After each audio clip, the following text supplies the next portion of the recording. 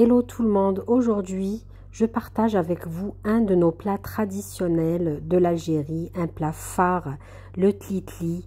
Donc c'est une occasion de vous le montrer en vidéo, vous montrer sa recette, car nous sommes la veille du mois de Muharram. C'est un mois pour ceux qui ne connaissent pas, pour les non-musulmans, et le premier mois de l'année lunaire musulmane. Pour cette occasion, je dis bonne année à tous les musulmans. Et ça sera aussi une occasion pour les non-musulmans de découvrir un de nos plats traditionnels d'Algérie, nos coutumes, nos traditions et notre belle religion. Donc ce que j'ai fait en premier, c'est que j'ai pris 1 kg de tlitli. J'ai mis un petit peu d'huile, donc là c'est l'huile de tournesol. J'ai mis l'équivalent de 2 cuillères à soupe d'huile. Donc là, je mélange le tout pour bien imprégner et badigeonner le tlitli d'huile. C'est une petite astuce pour éviter que votre tlitli ne colle, les graines de tlitli ne collent entre elles et d'avoir un tlitli bien, comme on dit chez nous, mzerba, pas collant. Moi, j'avais le tlitli numéro 1. Donc si vous voulez le tlitli plus épais, prenez celui qui existe sur le marché, le numéro 4 je crois. Donc moi je ne l'ai pas fait griller, j'ai pas fait dorer mes tlitlis aujourd'hui, j'ai préféré le laisser blanc. Pour ceux qui habitent à l'étranger, en Europe par exemple, vous pouvez trouver ce genre de pâte qui s'appelle tlitli dans les grandes surfaces, dans le rayon saveur du monde, ou bien dans le rayon halal, aussi dans les boucheries halal et les épiceries maghrébines ou orientales, vous allez en trouver. C'était une petite parenthèse. Il faudra au préalable faire bouillir votre eau dans le couscoussier. Donc moi j'ai mis, comme vous l'avez remarqué, du papier absorbant pour éviter que la vapeur ne s'échappe vers les bords, car mon couscoussier il est un peu ancien comme vous le remarquez en vidéo. Ensuite vous mettez le haut du couscoussier au dessus et vous laissez sur feu vif, c'est très important, feu vif. Vous le mettez une fois que l'eau est bien bouillante. Là on va passer à la préparation de notre sauce. Donc ici j'ai mis 1 cuillère à soupe de semaine, beurre rance. J'ai mis ensuite 3 bonnes cuillères d'huile de tournesol. J'ai mis ma cocotte sur feu vif. J'ai utilisé une cocotte minute pour faire rapide. Si vous avez assez de temps, vous pouvez utiliser juste une marmite pour préparer votre sauce. Moi j'ai préféré utiliser une cocotte minute.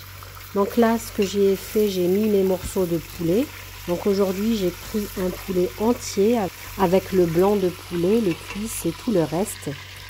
Donc ce que je vais faire, c'est faire revenir bien les morceaux de poulet à feu vif avec le beurre rance et l'huile pendant 2 minutes.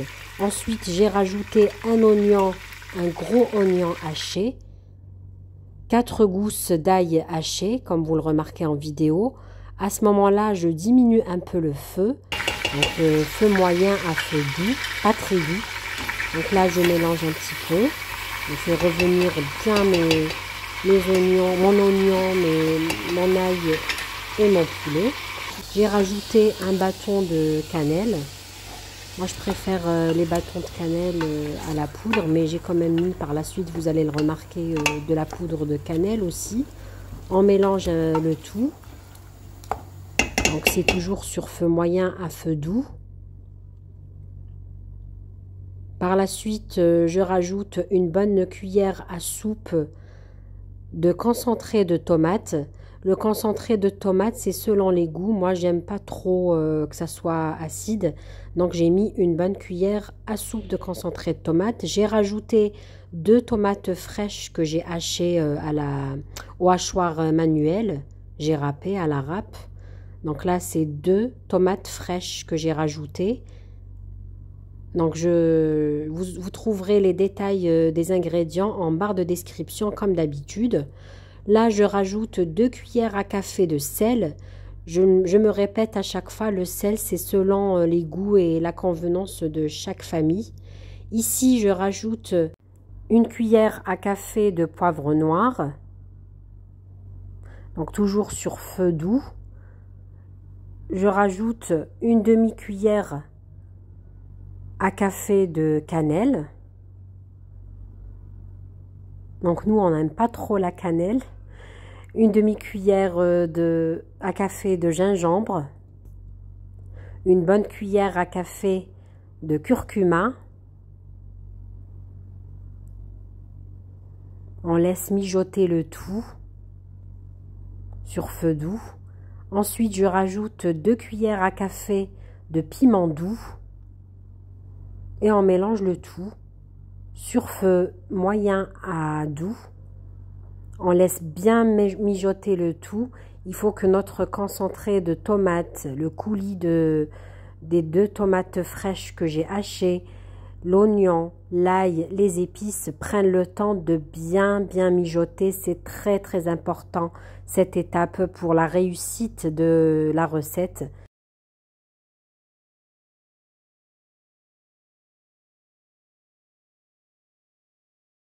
Là, je mets mes carottes que j'ai préparées au préalable. J'ai pris 4 carottes moyennes.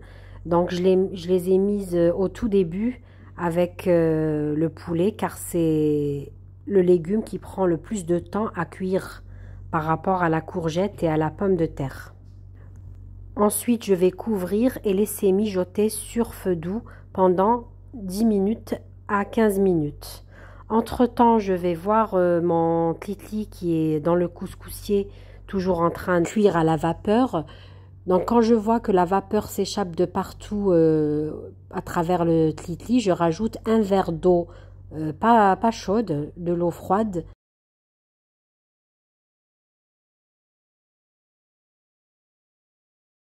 Et je mélange avec une spatule en bois. Je mélange le tout bien convenablement. En fait, cette méthode de faire, c'est une façon pour éviter à chaque fois de transvaser le tli-tli dans un grand récipient comme on fait pour le couscous. C'est une méthode facile, rapide et très simple à réaliser. Pendant toute la recette, on ne va pas enlever le tli-tli du couscoussier. Entre-temps, je vais faire des petites incisions sur mes courgettes. Ça permettrait d'imprégner mes épices à l'intérieur. Donc là, je rajoute une moitié d'une cuillère à café de sel, de poivre noir et de piment rouge. Donc là, je vais voir donc le mélange qui est en train de mijoter sur feu doux, poulet, carottes et sauce. Donc après quelques minutes, je rajoute de l'eau bouillante que j'ai préparée. Là, il faut bien rajouter l'eau bouillante. Il faut bien tout tremper dans l'eau bouillante. J'ai mis 2 litres d'eau bouillante parce que cette recette de tli-tli, elle aime beaucoup de sauce car nous allons par la suite, une fois que notre tli-tli est presque cuit, nous allons le tremper dans la sauce. Vous allez le voir par la suite en vidéo. Donc là, j'ai rajouté à peu près 2 litres d'eau bouillante. Je vais recouvrir le tout et je vais laisser cuire dans la cocotte minute pendant à peu près 10 minutes, juste le temps idéal pour cuire le poulet et les carottes. Comme c'est une cocotte minute, le temps de cuisson est plus rapide qu'une marmite, sachant que le poulet, ça cuit rapidement. Là, j'ai perdu une petite séquence que j'avais filmée. En fait, entre-temps, j'ai ouvert ma cocotte minute, j'ai rajouté la courgette et la pomme de terre qu'on avait préparée. Ensuite, là, je suis en train d'enlever les cuisses de poulet et le reste des morceaux, mis à part le blanc, car le blanc, il met un peu plus de temps à cuire que les autres parties du poulet. Donc là, je vais les enlever et retirer la carotte qui est bien cuite aussi, et je réserve avec un papier aluminium. 15 minutes après, je rajoute un deuxième verre d'eau sur le tli-tli et je mélange bien le tout. Il faut bien mélanger le tli-tli pour qu'il soit bien imprégné du deuxième verre d'eau que je viens de rajouter. Et on laisse encore cuire à la vapeur 15 autres minutes. Entre-temps, mes courgettes, Ma pomme de terre est cuite. Ça m'a vraiment pris 5 minutes de cuisson en cocotte minute. C'est l'avantage de la cocotte minute quand on est pressé. Et ensuite, je vais enlever le morceau du blanc de poulet qui a aussi eu le temps de cuire. Et je rajoute une poignée de pois chiches. La quantité, c'est comme vous le souhaitez. Moi, mes pois chiches étaient déjà cuits. Donc, les vôtres, s'ils ne sont pas cuits, vous les mettez en tout début de recette. C'est-à-dire, vous les mettez en même temps avec le poulet et la carotte. Ici, je vois que la vapeur s'échappe de partout à travers le tlitli. Donc, je vais encore rajouter, ici pour la troisième tournée, 2 verres à eau. 2 verres à eau pour bien mouiller toutes les graines de tlitli. Et on laisse encore une fois cuire pendant 15 minutes à la vapeur. Comme vous le remarquez, je n'ai toujours pas retiré le tlitli du couscoussier.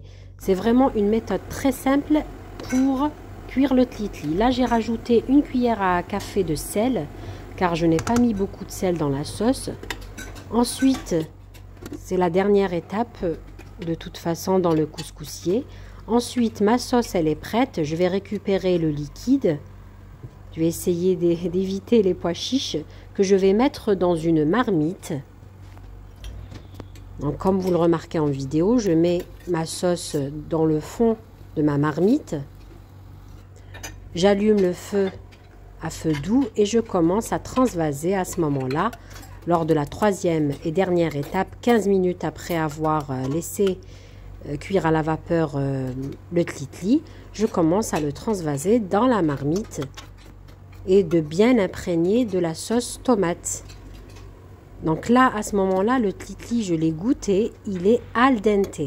Il n'est pas bien cuit, il est al dente. Il va finir sa cuisson dans la sauce. Donc, ce que je fais, une petite astuce. Donc, je rajoute un peu de sel, un peu de poivre noir et une bonne cuillère à café de curcuma dans le tlitli. Je remercie la personne qui m'a donné cette astuce, elle se reconnaîtra.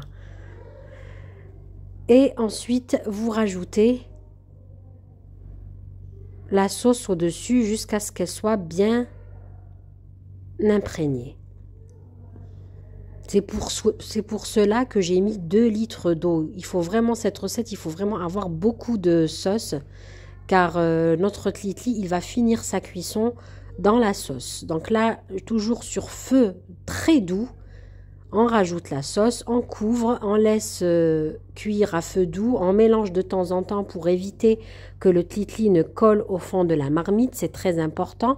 Et comme vous le remarquez en vidéo, là, j'ai rajouté le fond de la sauce, sachant que j'ai réservé de côté un bol de sauce pour ceux qui souhaitent saucer et rajouter plus de sauce à la fin. Donc là, tout est prêt.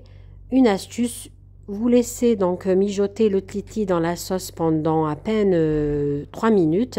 Ensuite, vous éteignez le feu et vous les réservez de côté pendant 15 minutes. Il va finir sa cuisson juste dans la vapeur. Là, je suis en train de préparer le plat de présentation. Comme vous le remarquez, le tlitli a absorbé toute la sauce. Et comme vous le remarquez, il est bien graineux. Les graines de riz, les graines de tlitli ne collent pas. Bien mzerbah, comme on dit chez nous. J'aime bien ce mot. Je n'arrête pas de le répéter parce que c'est très important. Essayez cette façon de faire et vous allez voir, c'est facile. Ça vous évite d'utiliser le grand récipient qu'on dit chez nous, le gas'a.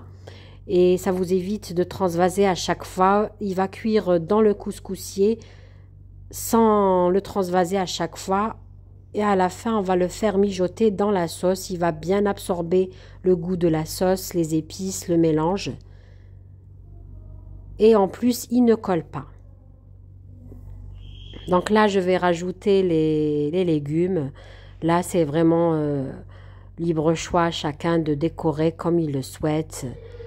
C'est facultatif selon les goûts. Vous pouvez le laisser juste comme ça et mettre le tout dans un grand saladier ou bien dans une grande soupière.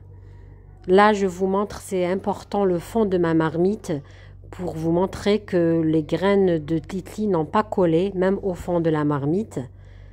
Là, j'ai laissé les courgettes en entier. J'ai accompagné de l'ben et de variantes piquantes, bien sûr. Hein. Voilà, j'espère que j'ai été assez claire. Cette vidéo est assez longue, c'est exprès. Là, c'est des petits piments piquants pour les amateurs de piquants. J'ai essayé de tout vous détailler, vraiment au moindre détail. Essayez ce tlitli de cette façon, vous n'allez pas le regretter. Je vous dis encore une fois, bonne fête de Muharram à tous ceux qui le fêtent. C'est juste une occasion pour se réunir en famille, de partager un bon moment entre familles. Et à tous ceux qui ne fêtent pas Muharram, c'est une occasion de découvrir notre plat traditionnel d'Algérie, le fameux tlitli. Sachez que d'autres familles vont faire rechta, couscous, vont faire tchartchoura, ils vont faire d'autres plats traditionnels. Sur ce, j'espère que vous avez passé un bon moment avec moi et que vous avez eu tous les détails souhaités sur cette recette de tlitli. Je vous conseille vivement d'essayer cette recette, vous n'allez pas le regretter. Comme vous le remarquez, j'ai fait bouillir des œufs durs aussi pour accompagner le tlitli. Donc je vous remercie d'avoir visionné cette vidéo. N'oubliez pas de vous abonner et de m'encourager afin de continuer.